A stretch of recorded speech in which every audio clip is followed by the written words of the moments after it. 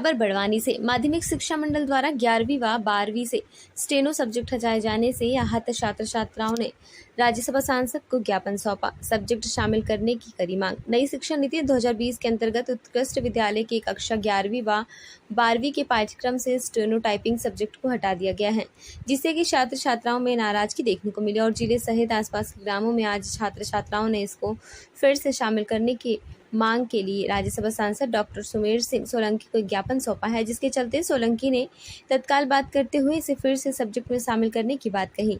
राज्यसभा सांसद ने बताया कि बड़वानी जिले में सैकड़ों युवाओं को टाइपिंग के माध्यम से रोजगार मिला है और अगर इसे सब्जेक्ट से हटाया जाता है तो छात्र छात्राओं का रोजगार एक अवसर समाप्त हो जाएगा, जो कि गाय है। इसलिए उन्होंने शिक्षा मंडल में तत्काल बात करते हुए इस सब्जेक्ट को वापस पाठ्यक्रम में शामिल करने की मांग की, जिस पर उन्होंने आश्वस्त किया गया कि इस पर एक बार फिर पुनर्विचार किया जाएगा और निर्णय लिया जाएगा। क्या नाम है आपका? मेरा नाम दिव्यानी शुक्ला है।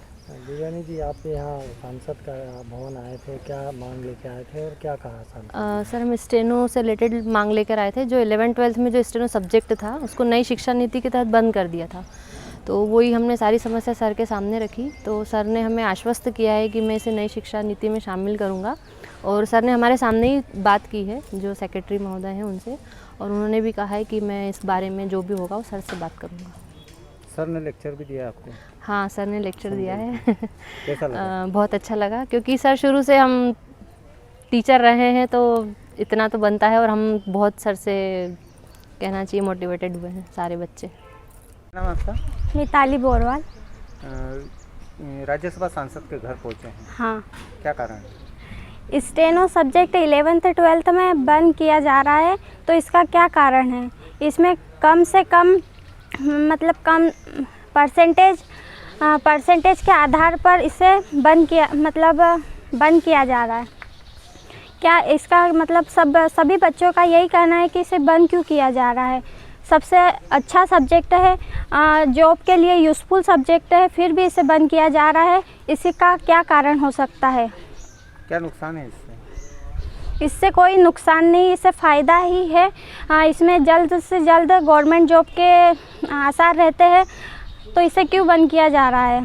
आपके बाद के छात्रों को भी दिक्कत आएगी इसमें अगर ये हाँ, बंद होता है तो? सभी को दिक्कत आएगी। हमारे छोटे भाई बहन भी हमें देख के यही सब्जेक्ट लेने का सोचते हैं, और हम भी सीनियरों को देख के हम ये सब्जेक्ट ले रहे हैं। बहुत सारे अधिक से अधिक 300 से लगभग की गवर्नमेंट जॉब भी लग चुकी है, और उनको देख के हमने भी ये सब्जेक्ट लिया, और हमको देख के हमारे छोटे भाई बहन भी लेंगे। सर, आज छात्र छात्राएँ आए हैं, क्या मामला बताएं? देखिए, आज बड़वानी नगर और आसपास के गांवों के मेरे पास में विद्यार्थी बेटे और बेटियां सब आए। इन्होंने एक बहुत महत्वपूर्ण मुद्दे की तरफ मेरा ध्यान आकर्षित कराया है। विगत दिनों माध्यमिक शिक्षा मंडल ने एक निर्णय लिया है कि उत्कृष्ट विद्यालय में जो 10 ट्रेड के पाठ्यक्रम चलने का आदेश पहले हुआ था, पिछले कई सालों से वो पाठ्यक्रम चल रहे थे, जिसमें विशेषकर स्टेनो टाइपिंग की बात कही गई है, रेडियो टीवी रिपेयरिंग की बात कही गई है, एग्रीकल्चर की बात कही गई, ऐसे कुछ पाठ्यक्रम है। लेकिन स्टेनो टाइपिंग वाला पाठ्यक्रम माध्यमिक शिक्षा मंडल ने विगत दिनों बंद कर दिया। इस बात को लेकर ये विद्यार्थी मेरे पास आए थे। मैंने माध्यमिक शिक्षा मंडल के सचिव श्री भनोट जी से इस संबंध में पूरी जानकारी प्राप्त की है और उन्हें स्पष्ट निर्देश दिए हैं कि बड़वानी ज़िले के अंदर स्टेनो टाइपिंग का जो पाठ्यक्रम चल रहा है उसको अनवरत जारी रखा जाए, क्योंकि इससे इस क्षेत्र के सैकड़ों बच्चों को रोज़गार प्राप्त हुआ है। उन्होंने कहा है कि नई शिक्षा नीति 2020 के अंतर्गत इस पाठ्यक्रम को एक समिति ने बंद करने के लिए कहा था, लेकिन उन्होंने कहा कि समिति पुनर्विचार करे और इस पाठ्यक्रम को नई शिक्षा नीति 2020 के तहत ही स्कूलों में संचालित होना चाहिए, क्योंकि आने वाले भविष्य में स्टेनो टाइपिंग की बात करें, मुद्रा लेखन, शीघ्र लेखन की बात करें, आशु लिपिक की बात करें, इनकी बहुत ज़्यादा ज़रूरत है इस देश के अंदर। ऐसे सारे युवाओं को बड़ी संख्या में रोज़गार प्राप्त होगा।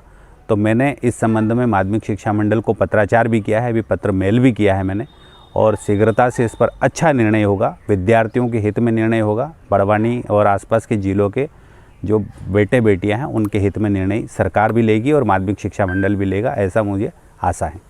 सर, बच्चों को भी समझाइश दी है आपने? देखिए, मैं 15 साल तक शिक्षक रहा हूँ और 10 साल तक स्कूल का शिक्षक रहा हूँ। ऐसे कुल मिला के मेरा शिक्षकी जीवन तो 25 साल का रहा है। आज मैं जनप्रतिनिधि बन गया हूँ तो अपना पुराना धर्म या कर्म भूल जाऊँ ऐसा नहीं है। मेरी कक्षाएं और मेरा विद्यार्थियों के साथ संवाद जीवन पर्यंत अनवरत जारी रहेगा और मेरे अपने अनुभव का लाभ इस क्षेत्र के बेटे बेटियों को और मध्य प्रदेश के बेटे बेटियों को मिलना चाहिए। खबर भारतवर्ष के लिए बड़वानी से आदित्य शर्मा की रिपोर्ट। अपने शहर, अपने प्रदेश की ताज़ा खबरों के लिए लाइक करें, शेयर करें, सब्सक्राइब करें और हाँ, बेल आइकन दबाना ना भूलें, क्योंकि खबर हमारी, फैसला जनतंत्र का।